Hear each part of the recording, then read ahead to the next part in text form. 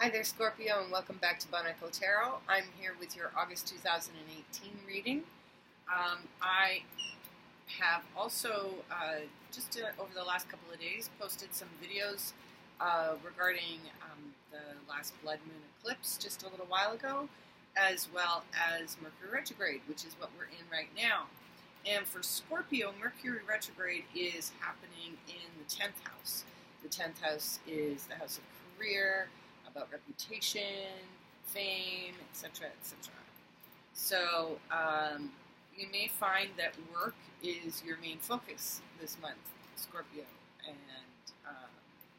being the late Libra Scorpio cusp and Scorpio rising that I am, I kind of know what that's about.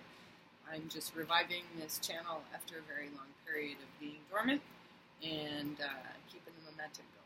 So I know I'm excited about the possibilities in my career, not only with tarot, but with a few other things. So let's get straight to the reading. I'm going to pull 4 cards, one for each week, and then 2 cards to clarify each one of those. First week, second week, third week, and fourth week. Put that over there for now. Let's have 2 cards clarifying the first week of August for Scorpio.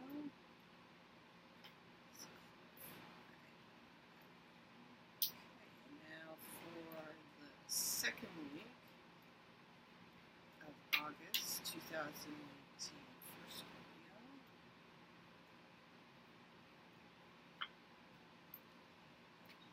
Third week.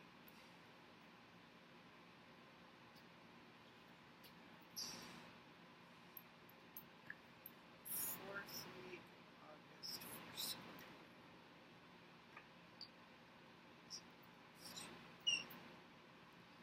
All right, let's look at your first week, Scorpio, and see what's going on. Ha! The Ace of Wands. Ready to get moving. Fire it up. Let's go. Oh, yeah. In a way, Scorpio, you've never felt more committed to your ideas and inspiration than you do now. You're working hard with the 8 of Pentacles, and you've got the Hierophant. Means you're committed to you, which is fantastic. And the Ace of Wands, feeling inspired, ready to go, passionate about everything. Very good. Very good. Week 2, the Knight of Pentacles. So the Knight of Pentacles is grounded and is looking ahead and to see what it's looking like before taking action. This is not a card of action. This is just hanging out. So, yeah, I guess a lot of fiery energy in the first week, making things happen. Oh my. Okay, well, look at this. So, for the Knight of Pentacles, we have 2 cards that are clarifying that. We have the 2 of Cups and the 4 of Wands. So, what may be happening in the second week is there may be new love on the horizon, or an existing partnership is about to enter a new phase that's ultimately going to bring greater security for both people. This is very much a two-ness thing, but Knight of Pentacles isn't moving. So this is something that's like in your view. So that's nice. The fire of inspiration in work and new relationships. So let's see what's happening. Okay, so in the third week, we've got the 7 of Wands. So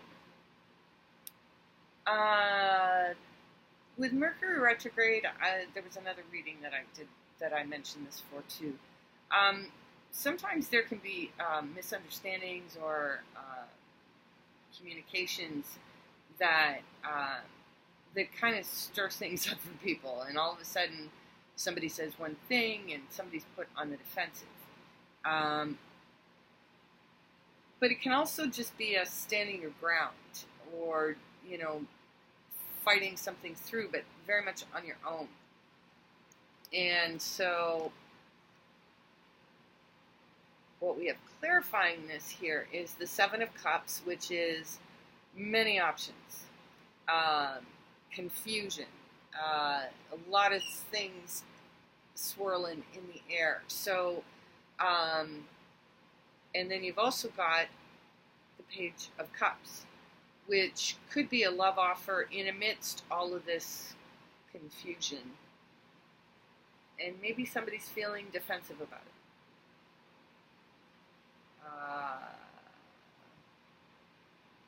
Interesting. Okay, so now the fourth week, we've got the Queen of Swords. So we've got a little bit of disappointment and the Two of Pentacles in terms of balancing things. So maybe it's the balance between relationships and the work that you're doing.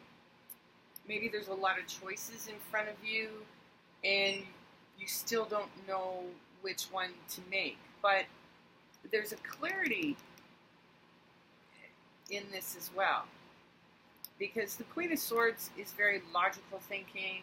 Could also be an air sign around you, an Aquarius, Libra, or Gemini.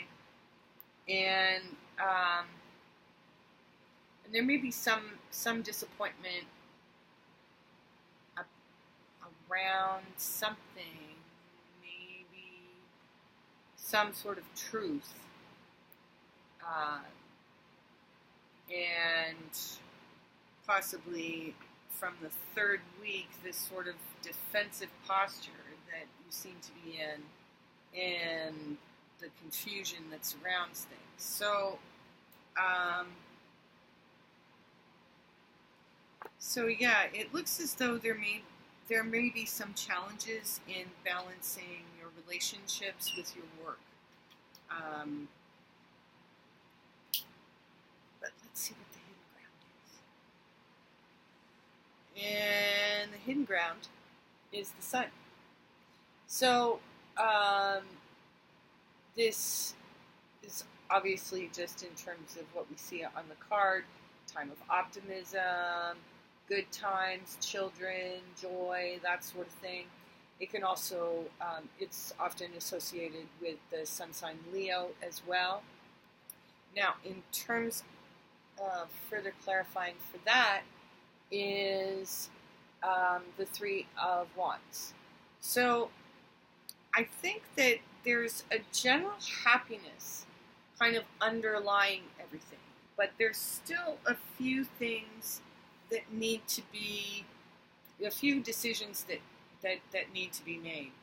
But Mercury retrograde is not the time to be making them. So it doesn't look as though there's a lot of frustration here. You may come into a bit of disappointment around something towards the end of the month, but it doesn't look too intense on any level here. But I think that the most important thing is to remember that there's a new passion emerging in your career. So as long as you keep a focus on that, you should be just fine. But again, you know, it's all about balance. And it's Mercury retrograde, so communicate real clear. So thanks again, Scorpio. See you next time.